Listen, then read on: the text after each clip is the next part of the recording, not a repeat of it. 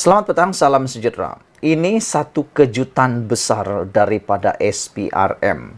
Akhirnya setelah lama mendiamkan diri, Azam Baki melalui SPRM buka cerita, buka mulut berkaitan dengan Jolo.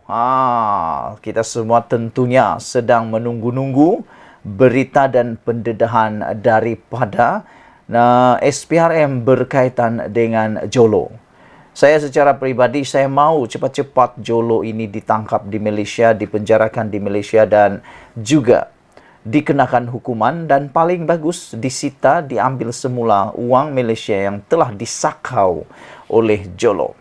Di Kuwait baru-baru ini, kerajaan Kuwait telah pun menjatuhkan hukuman penjara 10 tahun terhadap Jolo.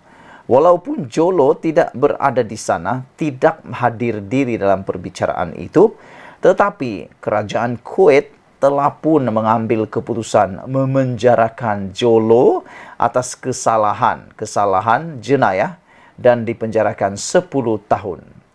Berkait dengan tindakan kerajaan Kuwait memenjarakan Jolo, SPRM akhirnya menceritakan apa cerita sebenarnya. Ikuti terus ulasan ini dari awal sampai akhir supaya Anda tahu. Inilah dapatan, inilah usaha SPRM yang terkini untuk menyelesaikan masalah pelarian yaitu Jolo ini. Sebelum saya teruskan, sila tekan butang subscribe dulu. Tekan butang subscribe itu percuma. Tapi yang lucunya, ada beberapa netizen yang menyamakan Jolo dengan RPK, Raja Petra Kamarudin. Karena kita lihat sekarang ini Raja Petra betul-betul macam jadi juru cakap Perikatan Nasional pula. Kalau dulu Barisan Nasional seringkali dikaitkan dengan Lokman Adam sebagai juru cakap bebas mereka, walaupun waktu itu Lokman Adam tidak mempunyai apa-apa jawatan dalam UMNO ataupun Barisan Nasional, tapi ramai orang mengejek, ramai orang yang mengejek, mengecam Lokman Adam sebagai juru cakap bebas UMNO dan Barisan Nasional. Tapi sekarang ini kelihatannya Raja Petra Kamarudin pula mengambil jawatan juru cakap bebas tak dibayar ini daripada Lokman Adam. Karena Lokman Adam sekarang mempunyai jawatan dalam parti UMNO. Manakala Raja Petra pula tidak mempunyai apa-apa jawatan dalam parti Bersatu maupun Perikatan Nasional. Tetapi kalau dilihat dalam Twitter, dalam Facebook, dalam blog, dalam apa-apa media sosial, Raja Petra seakan-akan menjadi juru cakap Perikatan Nasional pula. Juru cakap Parti Bersatu dan PAS. Juru cakap bagi rakyat Malaysia pula. Tapi yang menariknya, Raja Petra tak ada pun di Malaysia. Dia tak merasa pun apa yang berlaku di Malaysia. Saya nak bagi tahu Anda semua. Tinggal dalam Malaysia, merasakan angin Malaysia sendiri dengan real dan tinggal di Malaysia, 100% berbeza dengan Anda tinggal di luar negara, menghirup udara yang berbeza, makan makanan yang berbeza, dan Anda hanya tahu perkembangan di Malaysia hanya melalui cebisan-cebisan kertas sahaja. Bayangkan sajalah Raja Petra di England hanya menerima berita-berita daripada Malaysia berdasarkan media sosial dan berdasarkan cebisan-cebisan cerita kecil-kecil. Tapi dia tak tinggal di Malaysia. Jadi itu sebabnya ada netizen yang menyamakan Jolo dengan Raja Petra Kamarudin sebagai pelarian yang dikehendaki Malaysia. Betul lah kan? Cuma Raja Petra tidak ada kaitan langsung dengan 1MDB walaupun beliau banyak buat pendedahan-pendedahan sebelum ini. Tetapi beliau tidak terkait dengan 1MDB. Tapi kedua-duanya boleh disamakan sebagai pelarian yang takut nak balik ke Malaysia. Raja Petra Kamarudin kalau betul-betul nak memperbaiki Malaysia, nak melihat Malaysia ini maju dan menjadi seperti yang dia kehendaki, sewajarnya Raja Petra berani pulang ke Malaysia supaya dia tak lagi hanya menjadi juru cakap bebas yang tak dibayar, pelarian yang takut nak ditangkap dan dia perlu pulang ke Malaysia. Itu sebabnya ramai netizen menyamakan Jolo dengan Raja Petra Kamarudin. Apa pendapat anda semua? Baik, berbalik semula kepada cerita asal kita tadi.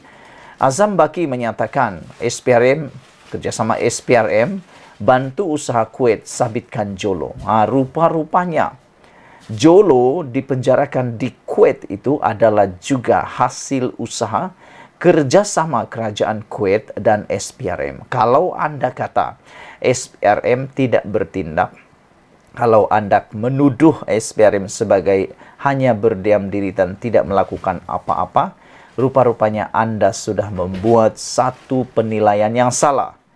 Kerana SPRM sebenarnya dalam tindakan Kuwait menyabitkan salah penjara 10 tahun kepada Jolo, itu juga dimainkan peranan oleh SPRM. SPRM memainkan peranan dalam kerjasama membantu usaha Kuwait menyabitkan Jolo bersalah dan dipenjarakan 10 tahun.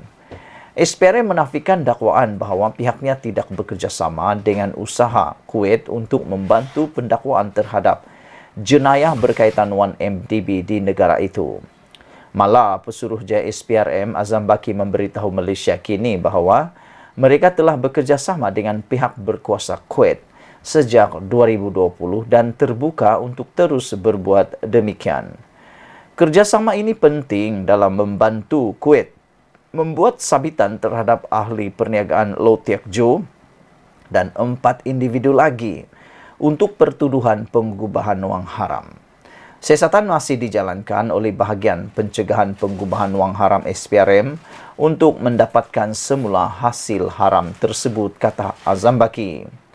Pada 2020, tahun 2020, The Wall Street Journal melaporkan bahawa penyiasat Malaysia menemui jejak wang dari China ke sebuah bank China di Kuwait dan seterusnya ke entiti di Kepulauan Cayman yang dikawal oleh Jolo. Ia digunakan untuk membayar hampir $1 bilion untuk aset yang dikuasainya di Malaysia untuk membayar hutang-hutang 1MDB. Sebagai sebahagian daripada siasatannya, Azam Baki memberitahu Malaysia kini bahawa pada September tahun 2021, SPRM melalui Pejabat Peguam Negara AGC memohon bantuan perundangan bersama MLA untuk mendapat maklumat lanjut dan dokumen berkaitan daripada kerajaan Kuwait. Dokumen MLA mengandungi maklumat penting dalam siasatan SPRM ke atas jejak wang kes ini, katanya. Menurut Azam Baki lagi, pihak berkuasa Kuwait ketika itu juga menggunakan maklumat yang diberikan Malaysia menerusi MLA untuk membantu siasatannya sendiri dalam kes tersebut. Ini membawa kepada sabitan terhadap Jolo, Bacar Kiwan dan 3 lagi baru-baru ini.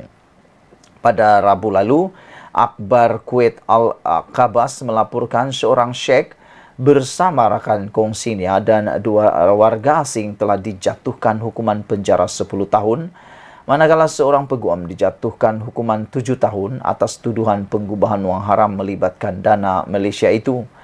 Menurut laporan itu, 5 individu itu didakwa melakukan pengubahan wang haram dalam bentuk mata wang China bersamaan dengan KD atau bersamaan dengan RM4.95 bilion dengan mengetahui bahawa ia adalah hasil haram yang digelapkan daripada dana pelaburan Malaysia. Akhbar itu mengenal pasti 2 warga asing itu sebagai Jolo dan Bacar, seorang ahli perniagaan Syria Perancis, namun tidak menamakan 3 individu lain. Sekian dulu untuk kali ini. Jangan lupa share video ini. Kita jumpa lagi. Bye-bye.